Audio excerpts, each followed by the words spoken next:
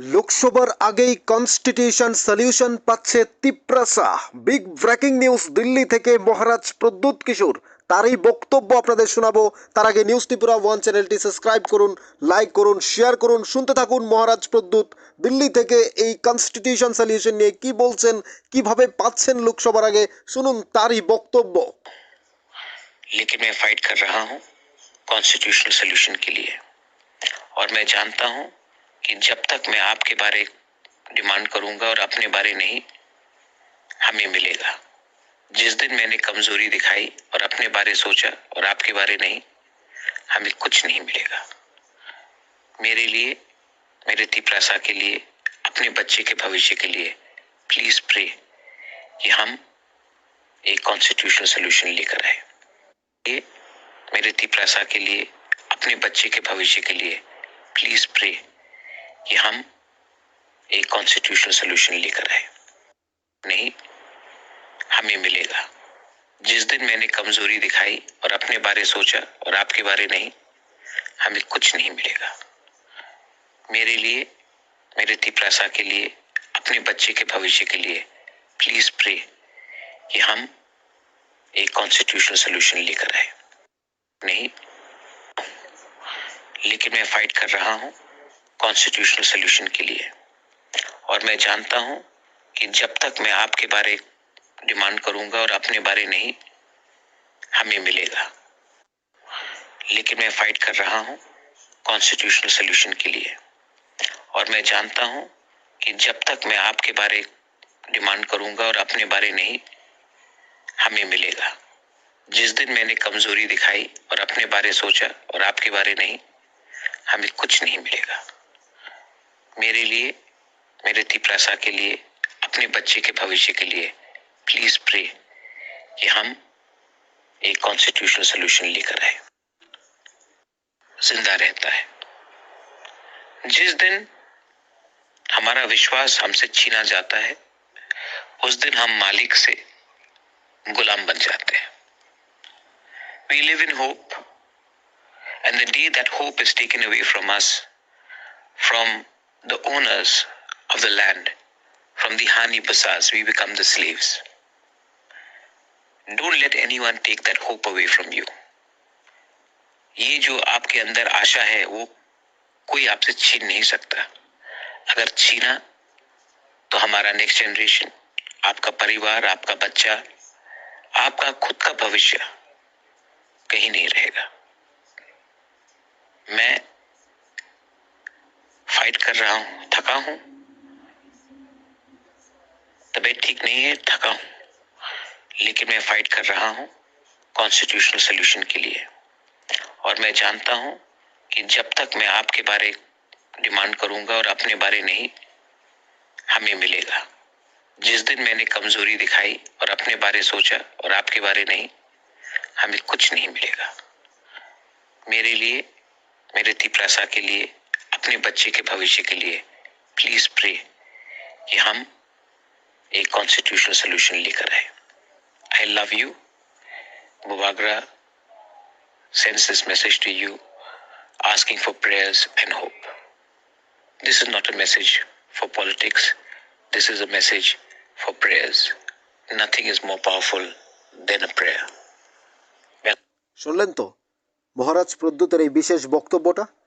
যিনি বলছেন তিনি কনস্টিটিউশন সলিউশন তিনি নিয়ে আসবেন, আদায় করেই ছাড়বেন। মহারাজ প্রদ্যুৎ কিশোর বলছেন কনস্টিটিউশন সলিউশন হলো তিপ্রাসার রিয়েল পাওয়ার, ফুল পাওয়ার, এডিসির ডাইরেক্ট ফান্ডিং, এডিসির ডেভেলপমেন্ট, গ্রেটার ত্রিপুরাল্যান্ড সব কিছুই রয়েছে এই কনস্টিটিউশন সলিউশনের মধ্যে। অর্থাৎ মহারাজ প্রদ্যুৎ কিশোর বলছে তিনি কনস্টিটিউশন সলিউশন নিয়ে আসবেন।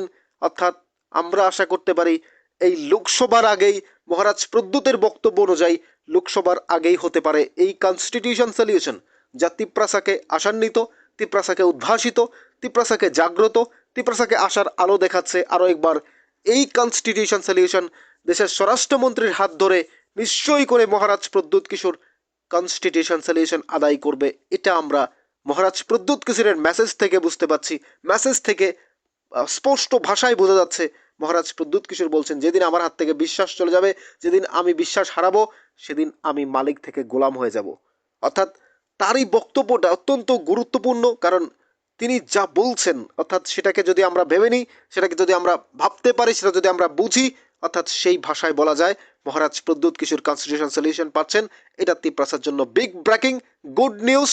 অর্থাৎ এক কথায় বলা যায় রাজ্য রাজনীতিতে লোকসভার আগে এই কনস্টিটিউশন সলিউশনটা ভীষণ গুরুত্বপূর্ণ ছিল।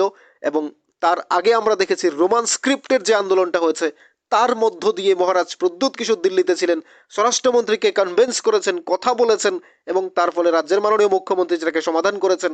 রোমান স্ক্রিপ্টে পরীক্ষা হচ্ছে তিপ্রাসার, অর্থাৎ সেই জায়গায় দাঁড়িয়ে লোকসভা মাত্র এক সপ্তাহের মধ্যেই হয়তো ঘোষণা হয়ে যাবে।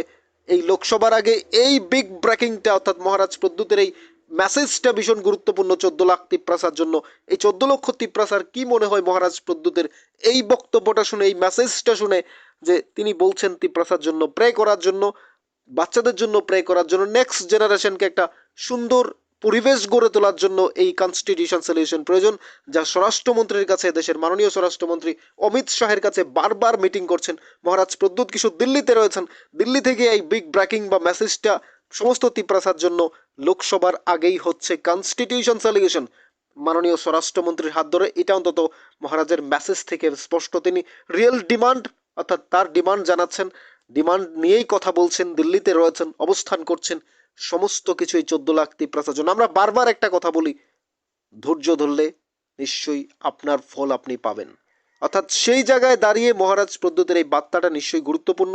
আমাদের চ্যানেলটি আপনারা 14 লাখ তিপ্রাসা রয়েছেন যারা দেখেন, চাইলেই প্রত্যেকে একটা করে সাবস্ক্রাইব করতে পারেন এবং একটা করে লাইক কিংবা কমেন্টস করতে পারেন। আপনার পাশাপাশি অন্যকে দেখার সুযোগ করে দিতে পারেন শেয়ার করার মধ্য দিয়ে। এবং আমরা যে কথাটা বলছিলাম, মহারাজ প্রদ্যুৎ কিশোর যে আন্দোলন করছেন, যে রাজনীতিতে তিনি এসেছেন এবং ফাইট তিনি করে যাবেন বলছেন এই কনস্টিটিউশন সলিউশনের জন্য। অর্থাৎ ফাইট তাকে হয়তো আর বেশি দিন করতে হবে না, খুব দ্রুতই মিলবে সাফল্য, খুব দ্রুতই পাবে তার মহারাজ প্রদ্যুৎ কিশোরের স্বপ্ন সত্যি হবে এই কনস্টিটিউশন সলিউশনের মধ্য দিয়ে। দেশের স্বরাষ্ট্রমন্ত্রীর সঙ্গে মহারাজ প্রদ্যুতের যে রাজনৈতিক বন্ধুত্ব রয়েছে, রাজ্যের মাননীয় মুখ্যমন্ত্রীর সঙ্গে তার যে আন্ডারস্ট্যান্ডিং রয়েছে, এবং দেশের স্বরাষ্ট্রমন্ত্রীর সঙ্গে তার বারবার বৈঠকের ফলে যে বা আলোচনার ফলে মাননীয় স্বরাষ্ট্রমন্ত্রীকে যে আমরা প্রথম দিন দেখেছিলাম, যেদিন তিনি রাজ্যের 2023 সালে আমরা যতদূর দেখেছিলাম যে বৈঠক হয়েছিল কিংবা শপথ গ্রহণ হয়েছিল মন্ত্রিসভার, সেই দিনে তার মেমোরেন্ডাম কিংবা তিনি তার যে দাবিগুলো, রিয়েল ডিমান্ডগুলো সেটি তুলে দিয়েছিলেন স্বরাষ্ট্রমন্ত্রীর হাতে। তিনি অফিসিয়ালি লিখিত আকারে দেবেন বলেছিলেন মহারাজ প্রদ্যুৎকে। অর্থাৎ সেই জায়গা থেকে আমরা বলতে পারি মহারাজ প্রদ্যুতের ইন্টারলকিউটর রাজ্যে এসেছেন, দেশের স্বরাষ্ট্রমন্ত্রী পাঠিয়েছিলেন।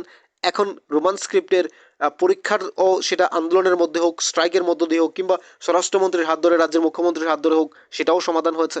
কিন্তু এবার সরাসরি কনস্টিটিউশন সলিউশন নিয়ে আসছে মহারাজ প্রদ্যুৎ কিশোর। এই খুশির খবরটা, এই বিগ ব্রেকিংটা আপনাদের কি মনে হচ্ছে? তিপ্রাসারা কি ভাবছেন আপনারা জানাবেন কমেন্টস বক্সে। আমাদের চ্যানেলটি সাবস্ক্রাইব করে রাখুন, লাইক করুন, অবশ্যই শেয়ার করুন। অর্থাৎ আপনার মতামত কমেন্টস বক্সে আমরা চাই। নিউজ ত্রিপুরা 1 চ্যানেলের সাথেই থাকুন।